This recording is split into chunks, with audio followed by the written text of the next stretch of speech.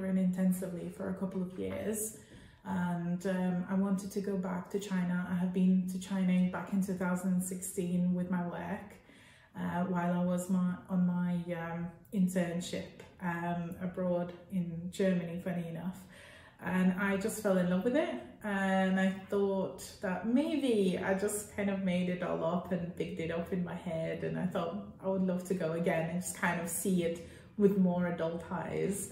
But also I really find Chinese culture quite fascinating, and with the summer school being held in Beijing, which is quite a historical city, it has a lot of ancient architecture and a lot of history to it. It has the hutongs and so many places to see, and it's also a great city to practice Mandarin. So it's not just the fact that you get to see places, it's also the fact that you get to practice what you've learned. And for the past few years I've worked really hard to get to the level I'm at. I'm preparing to take HSK4 in the next couple of months, so it was I think a trial by fire in some ways.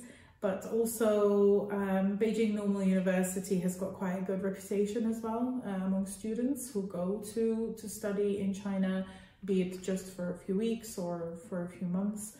So I thought, if I would like to go back to China in the future, what a great place to start.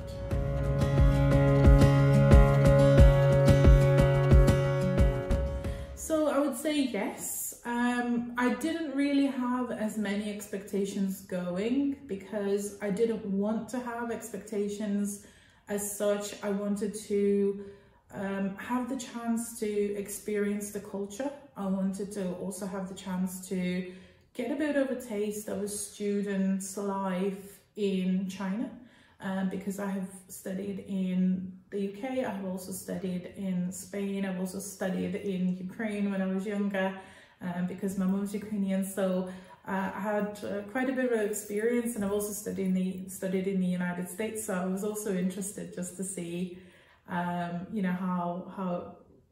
what the methods were in China as well.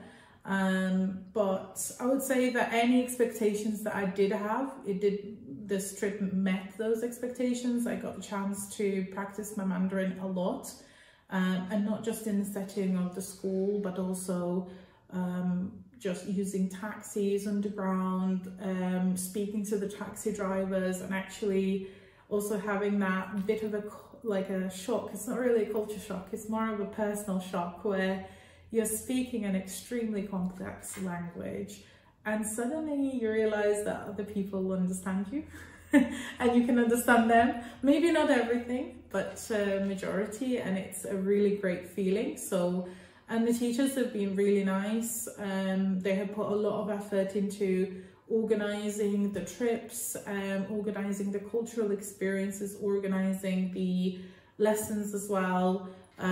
So I think that it was definitely a worthwhile trip. I would definitely advise for anybody going to stay maybe a couple of days before and a couple of days after, just to acclimatize, kind of get used to I guess the surroundings in Beijing. Maybe have a go at like the underground, getting yourself booked into the hotel and everything, and then helps you find the campus as well. So yeah, also the campus was amazing. It was huge, and they say it's not big, it's only a small one, but it was really, really, really, really awesome.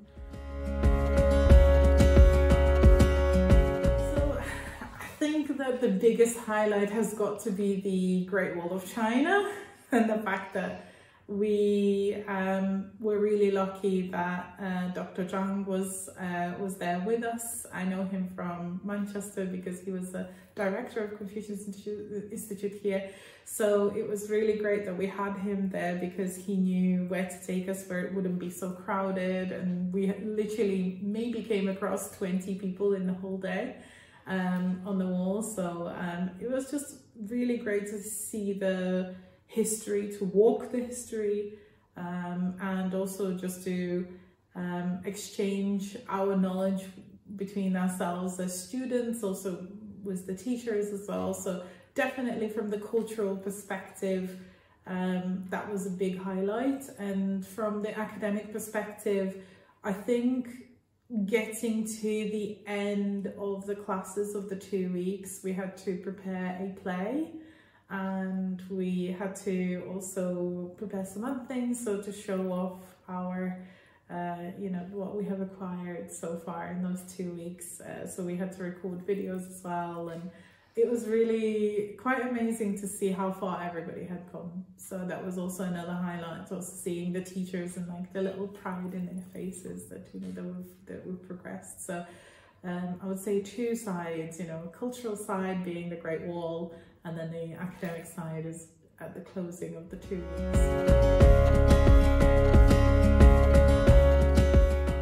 I would say do not go to China with expectations, or too many expectations, because it is such a different world to what we know in the UK, Europe, even if you have been to the United States. I would say there are so many positives, and I think that just guiding ourselves by news alone, the news can be quite grim or quite negative from like the outlook on China. So I would say try to ignore that as much as possible and just go into China with an open mind. You will be really surprised, especially if you speak some Mandarin.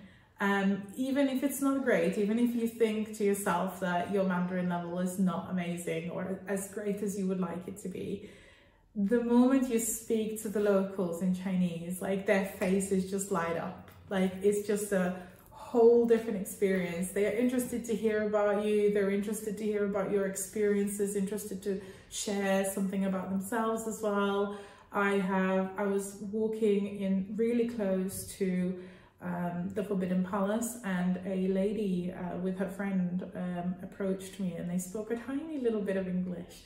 And then they just switched to Chinese because they realized that I spoke some Mandarin, and they invited me to go to this festival that was only like a 10-minute walk away, because they realized that I could speak some Mandarin, and it was a really great experience. So be open-minded. I would say the environment is so different. It's I would say it can be a lot safer to what we're used to in Europe.